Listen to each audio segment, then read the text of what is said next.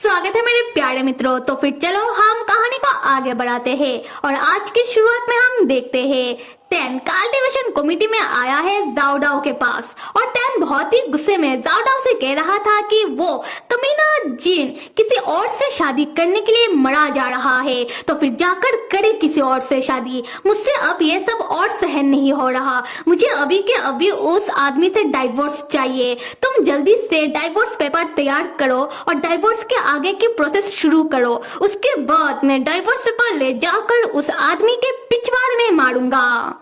जाओ डाओ कहता है कि टैन डाइवोर्स पेपर तो पहले से ही है।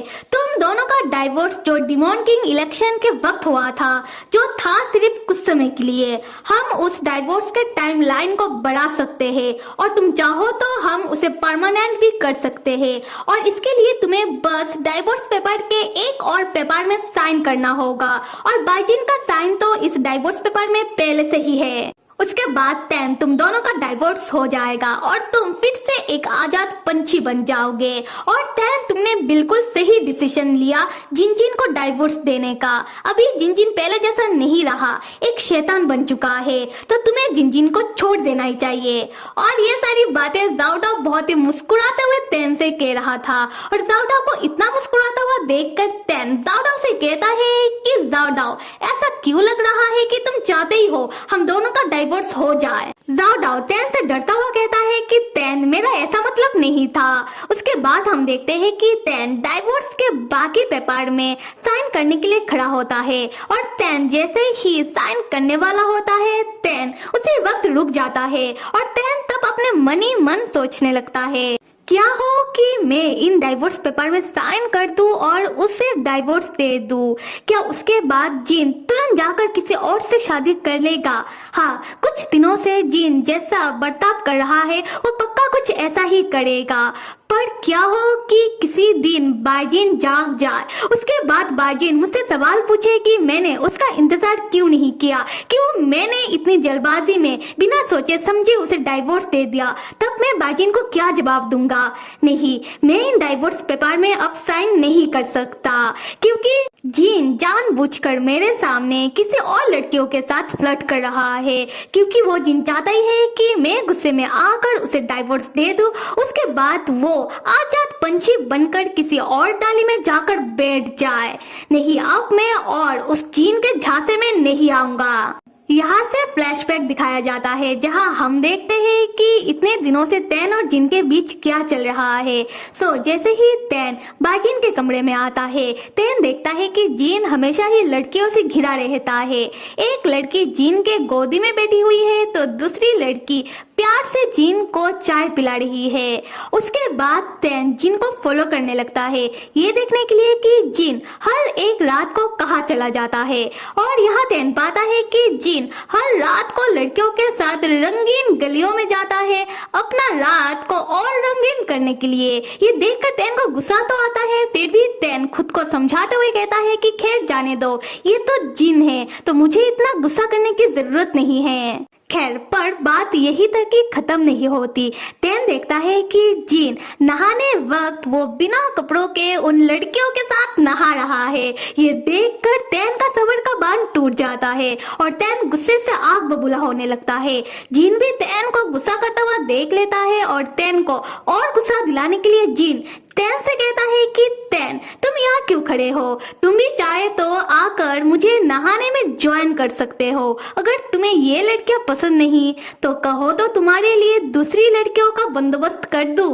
टैन तब बहुत ही गुस्से में जिन से कहता है कि बस बहुत हो गया घटिया आदमी, मैं तुम्हें अभी के अभी डाइवोर्स दे रहा हूँ। और ये कहने के बाद टैन कल्टीवेशन कमेटी में चला आता है। अब हम आते हैं प्रेजेंट में। जाओ डाओ टैन को सोच में इतना डूबा हुआ देखकर पूछने लगता है कि टैन इतना क्या सोच रहे हो? डाइवोर्स के इन पेपर में साइन कर दो। पर टैन डाइवोर्स पेपर में साइन नहीं करता, बल्कि टैन कहने लगता है कि वो कमीना जिन, मैं उसे कभी भी उसके मंसूबों में कामयाब नहीं होने दूंगा। अब मैं उसे दिखाऊंगा मेरा जलवा। तब जाओ डाओ को कुछ समझ नहीं आ रहा था कि टैन क्या कह रहा है। उसके बाद और कुछ दिन बीत जाता है। हम देखते हैं कि दिन दहाड़े जिन आता है उन रंगीन गलियों में। जिन जैसे ही उन रंगीन गलियों की लड़कियों के पास आने लगता है तो वो लड़कियां जिन को देखते ही छुपने लगती है, तो कुछ लड़कियां अपना मुंह अपनी छतरी से ढकने लगती है और मन ही मन कहने लगती है कि इसने हमें नहीं देखा। तब जिन को समझ नहीं आ रहा था कि इन रंगीन गलियों की लड़कियां उसे देखकर छुप क्यों रही है। उसके बाद जिन उन रंगीन गलियों में और चलने के बाद जिन को दिखाई देता है तैन। हाँ, तैन भी उन रंगीन गलियों में ही बैठा हुआ है और तैन जैसे ही जिन को देखता है तैन अपने पास से निकालता है पैसों से भरा हुआ ब्लैक कार्ड और तैन उस ब्लैक कार्ड को जिन को दिखाते हुए पूछता है कि अरे जिन, क्या तुम्हें तन्हाई महसूस हो रही है? अगर ऐसी बात है तो तुम चाहो तो आज रात मेरे साथ गुजार सकते हो और मैं तुम्हें एक रात का मुंह मांगा इनाम दूंगा, क्या कहते हो? जिन तब तैन के पास उस ब्लैक कार्ड को देखकर पहले तो चौंक जाता है, उसके बाद जिन तैन को इग्नोर मारता हुआ वहां से चला जाता है और जिन जैसे ही वहां से चला जाता है तब वहां की सारी लड़कियां तैन के पास चली आती है। तैन उन लड़कियों को शाबाशी देता हुआ उस ब्लैक कार्ड से उन लड़कियों को पैसा ट्रांसफर करने लगता है। उसके बाद हम देखते हैं कि वही पर जाओडाओ और बाइजिन की कभी न होने वाली दुल्हन चिनबी को, हाँ वो दोनों भी वही है और छुपकर तैन और जिन के ऊपर नजर रख रहे थे। तब चिनबी तैन के पास ब्लैक कार्ड को देखकर कहने लगती है कि अरे ये क्या, ये तो बाइजिन का ब्लैक कार्ड है, बाइजिन ने अपना इतना महंगा कार्ड तैन को क्यों दिया? और जाओडाओ कहने लगता है कि तैन ने इसी ब्लैक कार्ड से यहाँ की सारी लड़कियों को मुंह मांगा पैसा देकर अपनी ओर कर लिया है और अब से यहाँ की सारी लड़कियां तैन की बात ही माना करेंगी और ये जिन तो सच में बेवकूफ निकला। उसके बाद जाओडाओ चिनबी से पूछने लगता है कि चिनबी, तुम्हारा हृदय अचानक परिवर्तन कैसे हो गया? मतलब तुमने फिर से बाइजिन को कैसे छोड़ दिया? क्या तैन ने तुम्हें भी पैसा दिया है? तब चिनबी कहती है कि क्या तुम मुझे कोई ऐसी वैसी लड़की समझते हो क्या? मुझे पैसों की क्या जरूरत है, क्योंकि मेरे पास पहले से ही बहुत पैसा है। तब जाओडाओ पूछता है कि तो फिर चिनबी, तुम इतने दिनों से जिन जिन के आसपास नजर क्यों नहीं आ रही हो? तब चिनबी कहती है कि ऐसा इसलिए क्योंकि तैन ने चिनबी के खिलाफ एक गंदा चाल खेला है। और यहाँ से हमें फ्लैशबैक दिखाया जाता है। चिनबी हमेशा की तरह बाइजिन के पीछे पीछे जाने लगती है। तब बाइजिन के आसपास जितने भी लड़कियां रहती है वो आकर चिनबी को रोक लेती है। चिनबी तब गुस्से से कहने लगती है कि तुम लोगों का हिम्मत कैसे हुआ? तुम्हें पता भी है कि मैं कौन हूँ, जाने दो मुझे। तब वो लड़कियां कहने लगती है कि हमें इस लड़की को पकड़ के रखना है, हमें इस लड़की को मास्टर बाइजिन के नजदीक नहीं जाने देना है। तब चिनबी को समझ नहीं आ रहा था कि वो लड़कियां उसके साथ ऐसा क्यों कर रही है। तब सामने से आता है तैन अपने साथ पैसों से भरा हुआ थैला लेकर और तैन कहने लगता है कि नॉट बैड, ये है तुम लोगों का आज का इनाम और इस चिनबी को तुम लोग बिल्कुल भी बाइजिन के नजदीक मत जाने देना, अगली बार तुम लोगों को इससे भी ज्यादा पैसा दूंगा। ये कहने के बाद तैन तो चला जाता है और वो लड़कियां कहने लगती है कि हाँ तैन जी, अब जो भी कहेंगे अब से हम वही करेंगे। ये तो क्या, हम किसी भी लड़की को मास्टर बाइजिन के नजदीक जाने नहीं देंगे। फिर हमें दिखाया जाता है कि जिन जैसे ही उन रंगीन गलियों में जाता है वहां की लड़कियां उसे देखकर ही छुप जाती है और छुप के उसके ऊपर नजर रखने लगती है, क्योंकि तैन जी ने ऐसा करने के लिए उन्हें कहा है। तब वहां की लड़कियां उसके ऊपर नजर रखते हुए मन ही मन सोचती है कि मास्टर बाइजिन को प्रोटेक्ट करना ही उनका सबसे जरूरी मिशन है। तो कोई सोचती है कि हाय मास्टर बाइजिन कितने सुंदर है, तो कोई बताता है कि कोई भी मास्टर बाइजिन के नजदीक नहीं जा सकता और ना ही मास्टर बाइजिन के साथ सो सकता है और ना ही किसी और को मास्टर बाइजिन के नजदीक जाने देना है, क्योंकि उन्हें ऐसा करने के लिए तैन जी ने कहा है। फिर सारी लड़कियां दूर से जिन के ऊपर नजर रखती हुई मन ही मन सोचने लगती है कि मानना पड़ेगा मास्टर बाइजिन और तैन की जोड़ी तो रब ने बना दी जोड़ी है, वो दोनों बने ही एक दूसरे के लिए है। तब हम जिन को देखते हैं, उसे समझ आ रहा था कि उसका पासा उसके ऊपर ही उल्टा पड़ चुका है। खैर अब हम फ्लैशबैक से बाहर आते हैं। जाओडाओ चिनबी को बताने लगता है कि तैन जितना सुंदर है उससे कहीं ज्यादा उसके पास दिमाग है।